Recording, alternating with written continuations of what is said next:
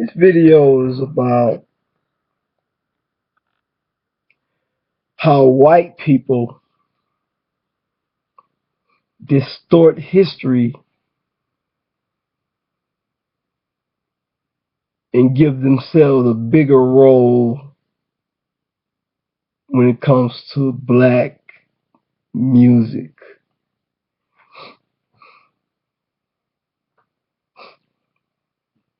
Let's go back through history. Black people invented pretty much all of the popular American musical styles. The blues, jazz, rock and roll, R&B, hip hop. We invented all that shit. All that shit comes from black men.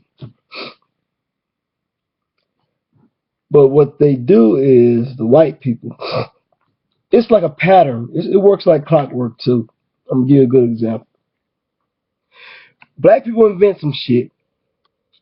The white people say, "Oh, that's nigger music. That's garbage. That's inferior music." That's what they would say. It won't last long. It's not as great as the white man's music. That type of shit that white people think. But then one day they look around and they say, "Damn, people love this shit. People everywhere love this shit. So we got to jump on the bandwagon. Let's find a white guy that can do it, and then we'll say he's the king of it." That's what they've been doing throughout the whole 20th century.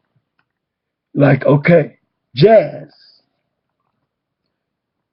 Men like Louis Armstrong, Duke Ellington, Count Basie, Sidney Bechet, Jelly Roll Morton, people like that. They were killing it. Fletcher Henderson, brothers like that was killing it in the jazz scene.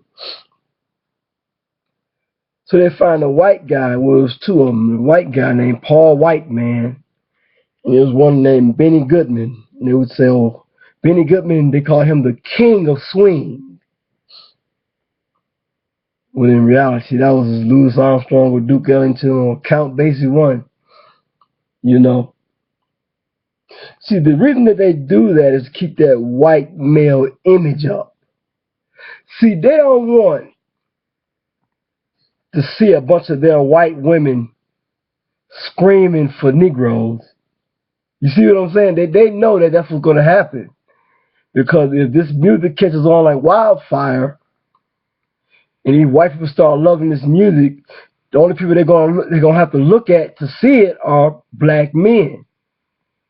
You see what I'm saying? And then you got rock and roll, and you got people like Little Richard, Chuck Berry, Ike Turner, Big Joe Turner, Louis Jordan. This is back in the 50s. These brothers was laying the blueprint for rock music at that time. So the white establishment said, "Let's find a white guy that can do it, and we'll say he's the king of rock." And you can find a white guy who can halfway do it.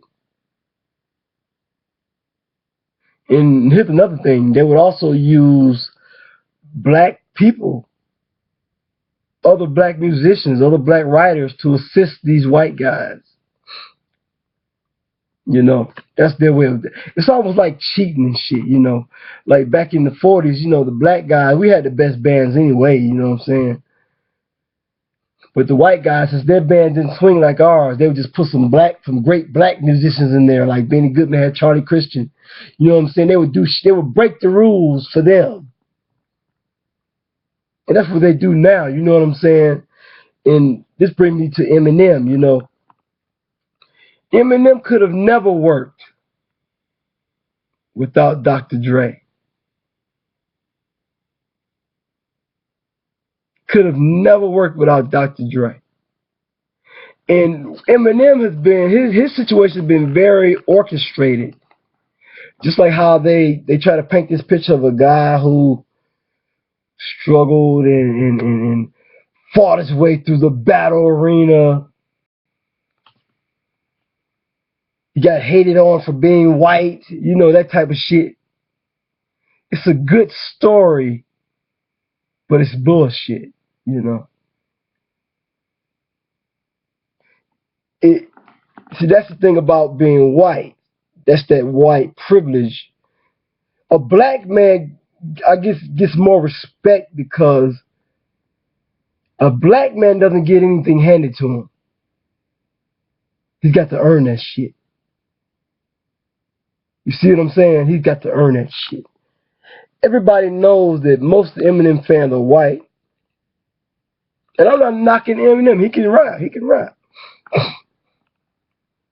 Most of the fans are white and people who are not really hip-hop people. And they are the most delusional people. And it gives you a window into the white mindset. Let me give you a good example. Go on any rap video, Tupac, Biggie, any of them, and go into the comment section. And all you'll see a boatload of Eminem fans talking about, yeah, Tupac is good, but Eminem's better. He's number one, or he's number two. And these people are fanatical. You know what I'm saying? They will argue you up and down in order to get you to love Eminem too. And it's sick, man. These people are sick people. They're sick in the mind. But this is the white mindset. See, the thing, white people really believe the lies that they've been told. You know what I'm saying? They believe these lies. They want to believe that they look the best, that they are the best, that they're the best at this, they're the best at what they do, and they're also better than you at what you do. You know what I'm saying? This is the white mindset.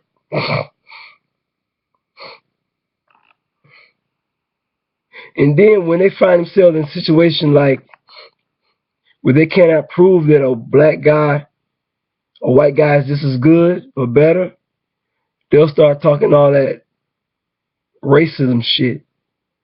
Or race doesn't exist, or you're racist, or we're all the same. See, when a white guy gives a black man half the credit, that only means the black guy deserves all of it. You see what I'm saying? Because white people ain't trying to give away no credit.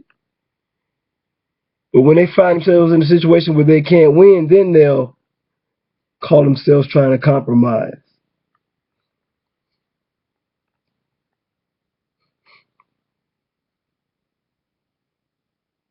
That's why now they don't even really promote black great rappers. You don't see them on television anymore. It's just like great R&B. They took us off of their shit. We off of that.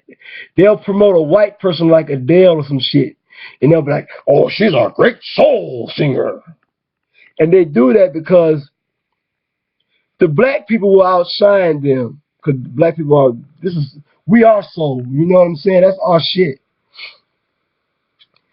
White people, they all right, you know, when they do it. Some of them are all right, but it's a pale imitation. And so they just took us off of there. That's why black people need to get back to what like Don Cornelius did with Soul Train. We need to get back on that. And I got another video I want to make about white institutions and shit. Black people need to get out of that shit. Fuck white institutions. Fuck the Grammys.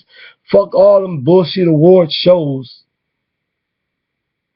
We need to get back to our own shit. And once we do that, we'll be way better off.